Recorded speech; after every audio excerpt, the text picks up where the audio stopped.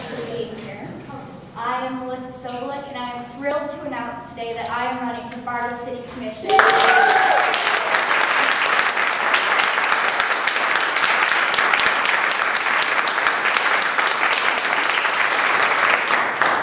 Fargo's really entering a critical time. In a global, mobile society, people are making choices of where to live and where to work, and the possibilities are endless.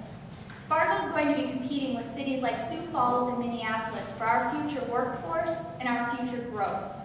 We need to invest time and energy in making sure that our community is their first choice, and I'm just the person to do it.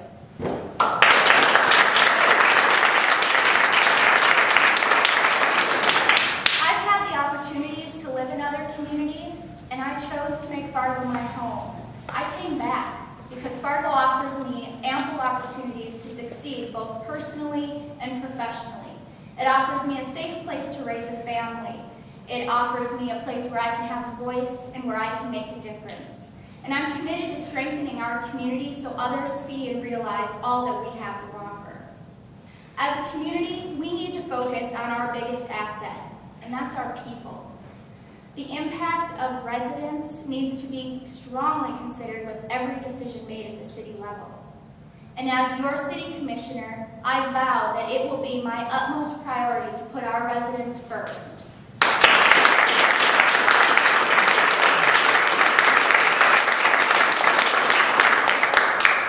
I grew up on a farm near Courtney, North Dakota, and I came here to go to Concordia College. And growing up, we always came to Fargo to do school shopping or go to the dentist, which wasn't so fun, or, go out to eat, which was always a treat to do in the big city. And now I get to live and work here. And I work at the Great Plains Food Bank as the Director of Member and Client Services, where every day I have the privilege and the honor of serving those who are hungry and in need. And every day I hear stories about job loss, medical bills, family emergencies, and stories of how people are struggling to put food on the table. And when decisions are made to increase their taxes or add a streetlight fee, that's a big deal, and they're not being listened to. I just met a family recently who was visiting a food pantry for the first time. And up until a few months ago, both parents had a job. Now Dad was laid off and Mom was holding down 2 part-time jobs. And they have 2 kids at home, and they can't pay their bills and put food on their table. They need a city leader that's in tune with their situation and a voice on the city commission.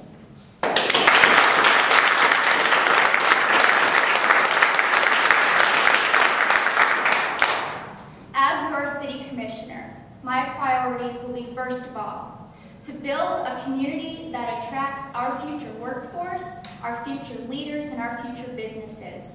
It's intentional community development. We need to invest in the arts, build stronger neighborhoods, continue the revitalization of downtown, and work with business communities to grow jobs. Employment opportunities will bring people here, but it's our community spirit that'll keep them. Second, working with diverse populations, I know how very important it is to include the voices of many. And I would make sure all Fargoans have access to voice their opinions and share their concerns. Third, I would continue the path that we're on to find permanent flood protection. And we need to pay special attention to short-term plans. We could be facing a flood as early as this spring. We need to be prepared for today, tomorrow, and generations to come. Now, I've lived in Fargo for 11 years, and I have had the wonderful opportunity of working in many different fields and with many different people. I worked at the Fargo Jet Center, where I got to learn the importance and the challenges of a small business. And I serve on the board of directors for Lake Agassiz Habitat for Humanity and Metro Youth Partnership, where I've learned the governance and advisory skills. I've also worked for a nonprofit think tank, Northern Great Plains, where we focused on social change in our region. And now at the Great Plains Food Bank, I work with the homeless and the hungry population, which all too often go unseen and unheard. And one of the most things I'm proud of most recently is being a big kid or an advisor to the student planners of the Youth Summit in Philadelphia. I have the experience and necessary and an unmatched passion for our city and its people. And as your city commissioner, I would be thrilled and very excited to go to work for all the citizens of Fargo. That's why I'm running, and that's why I ask for your support on June 8th. Thank you.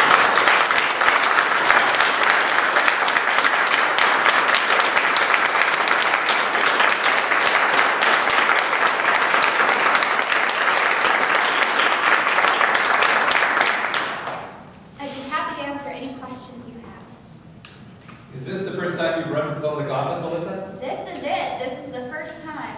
Very nerve-wracking, but I'm very excited. Melissa, do you think that the underrepresented, which you are so in tune with, they're not being adequately represented now by the Fargo City Commission? I don't believe that they're actually sought out and asked for their opinion, which is what would differ me from my opponents. They actually need to be asked.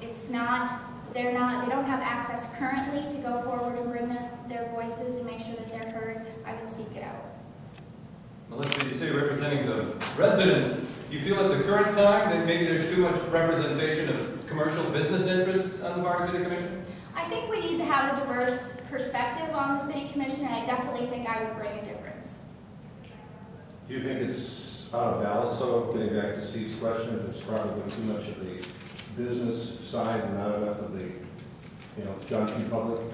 I do. I think what's happened with the City Commission is it has become a very difficult office to run for, and that we need to bring it back to the citizens and that they need to be represented, and I do believe that I can do that.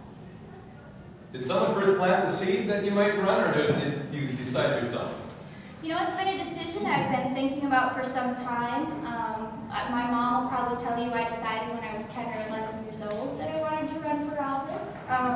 But it's been something that I've seriously considered, and I needed to find the right fit, and I think the City Commission is the right fit. Do you think, I think you called it intentional community development, you want to focus on, do you think that maybe the city, although they're doing things, they're not as focused as they could be in doing some of the things that you want them to do? Right, I do think that we could be a little more intentional on focusing on things like neighborhoods or investing in the arts. I think there's a very strong foundation in Fargo, but that we have the opportunity to step it up. This isn't Chicago politics, but in the last couple of city election races, it's the money that we spent on campaign has jumped a little bit, and I think some of the people that are up here can probably attest to that. And that if you anticipate you're going to need some change to do this? Well, the unfortunate side of it is it does take money to run a campaign. I wish it was as easy as running on the issues and getting people out, but it does take a lot of money to get your voice out there, to get your issues out there, and I do intend to be competitive with my opponents. Whatever that might be. Whatever that might be, yes. I think it's early right now to tell.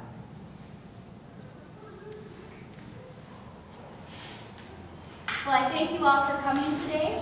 For those of you that are Fargo residents, I am collecting the 300 signatures to get on the ballot. I would greatly appreciate your support and your signature on the petition. And just a reminder, June 8th, please vote. I'm very honored to have all your support today. Thank you.